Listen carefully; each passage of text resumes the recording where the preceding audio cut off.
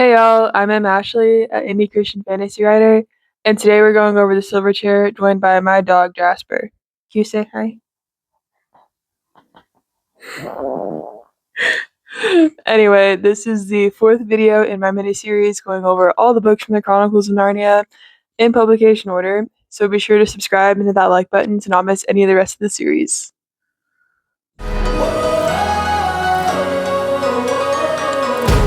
Please know that this is a summary of the silver chair, so there will be spoilers if you have not read it.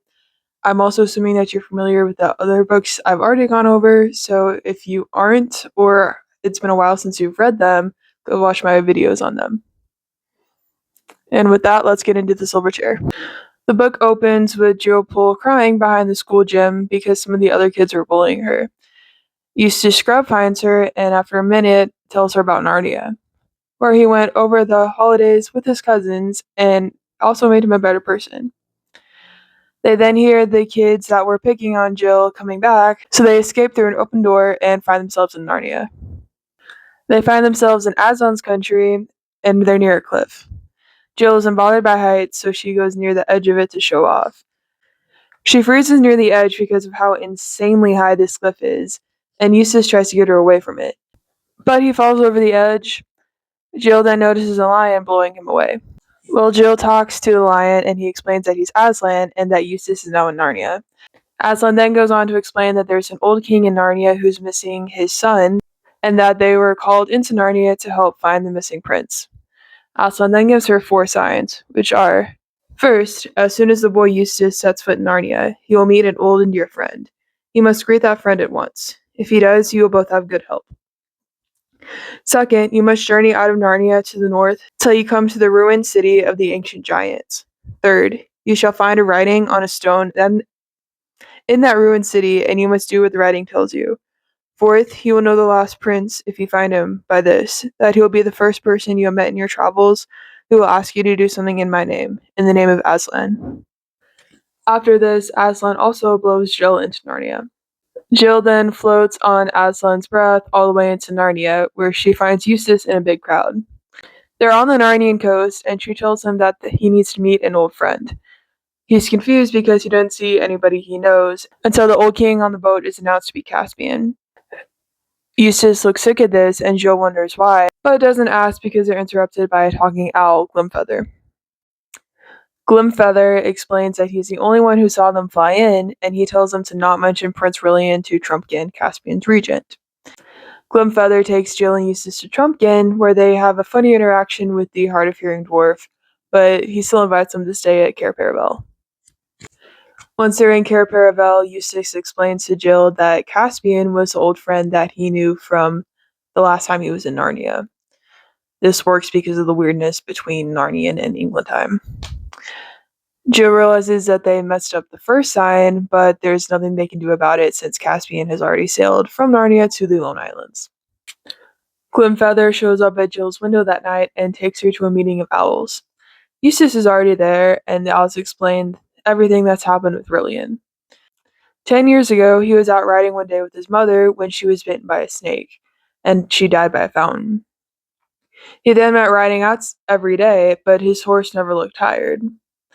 One day, Lord Drinian asked to go with him, and Rilian took him to the same fountain where his mother died.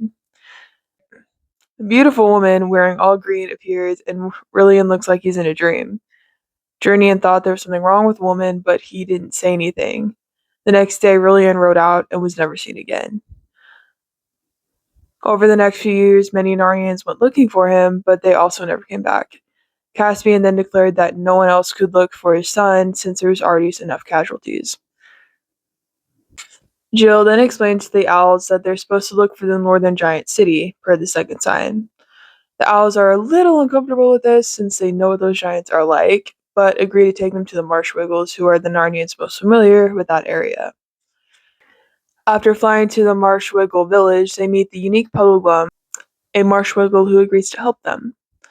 Puddleglum gives them a depressingly realistic perspective of setting out this close to winter, that far north, but they prepare as best they can and set out anyway. They travel for a while and encounter some giants who can basically just throw rocks at things. but they escape unharmed. They continue on and come to a giant bridge that Jill suggests leads to the giant city since it's giant size and looks old. They decide to go over it despite Puddleglum's objections. They next meet a beautiful woman and a knight wearing all black armor, both riding horses. Puddleglum is very suspicious of them since they're the only people that they've seen this whole time, but Jill and Eustace are all too glad to listen to her, especially when she tells them of the giant Castle Harfang, which contains friendly giants who she says will treat them well. Despite Puddleglum's objections, Jill and Eustace are insistent on going to the Castle Harfang. Jill also begins forgetting the signs, and they basically focus so much on getting to the castle that they forget all about what they're supposed to be doing. After a few days of intense weather, they reach Harfang. Puddleglum still doesn't want to go, but just owns it anyway, as he's the one who calls up to the doorman to let them in. Puddleglum is given a drink, and they're shown to the king and queen. Puddleglum acts drunk in front of the king and queen, but they're welcome anyway. Later, the Marshal would say this is all an act, but Jill and Eustace would go back and forth on this once they reach England. Aslan appears to Jill in a dream and reminds her of the signs. In the morning, they see the ruins of the giant city, and the ruins spell out under me. They connect this to the signs and realize they messed up the next two. They decide that they need to leave as quick as possible, but don't trust the giants enough to straight up tell them this. They, especially Jill, act very sweetly towards the giants, and she discovers there's a way out through the kitchen. And they build their escape plan off of this. What do you think, Jasper? When the king and queen leave to go hunting, Jill, Eustace, and Puddleglum sneak down to the kitchen. The cook falls asleep, and Jill discovers the recipes in the giant's cookbook, which include how to cook humans and marshwiggles for their autumn festival, which is the next day. They leave as quick as they can, but Jasper. They leave as quick as they can, but they're spotted by the returning hunting party. They escape into an opening in the giant city and cover the entrance with rocks. They follow the cave and stumble into Underland, where they find a group of Earthmen who take them to the Queen of the Underland. After a long boat ride over an underground lake, they reach the Queen's palace. There they meet a young man who they learn was a knight in the black armor. He tells them the Queen of the Underland was the woman with him that day. Jill, Eustace, and Puddleglum decide that she can't be trusted since she sent them to Harfang, and the knight probably can't be either since he's so on the Queen's side. The knight then tells him about his curse, and because of it, he must be tied to a silver chair or else he'll destroy everything. You got something, Jasper? They intend to not untie him, but in his apparent ravings, he says this is the only time he's sane, and that in the name of Aslan, he's Prince Brilliant. Since the prince calling on the name of Aslan was the only sign that remained, and the only one that they hadn't messed up, they decide that they have to untie the knight, and whatever happens, happens. The moment that he's free, Rillian destroys the silver chair and the curse with it.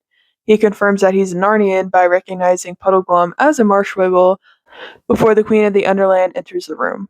Using her mandolin and magic fire, the Queen of the Underland uses all sorts of word tricks to try to manipulate all of them to fall under her spell. But Puddleglum resists by stamping out her fire and saying this after he does so. "One word, ma'am," he said, coming back from the fire, limping because of the pain. "One word."